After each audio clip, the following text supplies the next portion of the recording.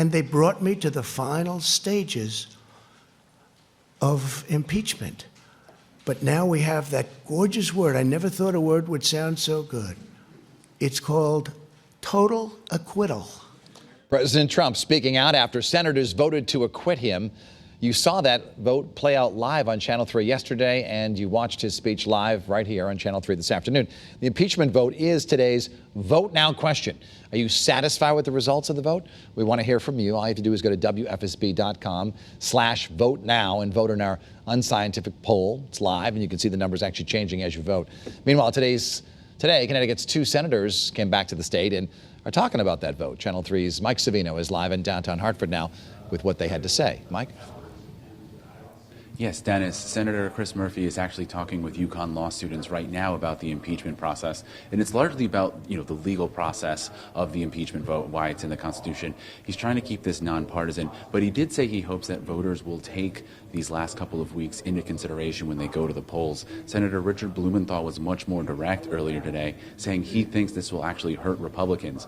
But we talked to a couple of experts who say it's more likely that this will just reinforce ideas on both sides. This vote will haunt them for the rest of their lives and afterward. Senator Richard Blumenthal criticizing his Republican colleagues for their vote Wednesday.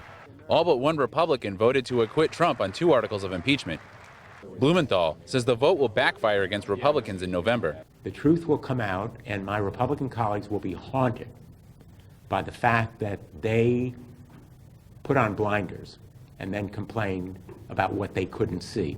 But political science professors aren't so sure. There's really no reason to think that an impeached President Trump who was acquitted will be any more dangerous or any more vulnerable than one who wasn't. David Yoloff is head of UConn's Department of Political Science. He says the impeachment could hurt Democrats in conservative states, like Senator Doug Jones of Alabama. That's going to be something that's going to make it hard for him when he goes back home. And Quinnipiac University political science professor Scott McLean thinks this will only drive partisanship. The short answer is no. I think it would only help their individual parties and causes. Now, both professors said one thing that makes it hard to figure out how this will impact the elections.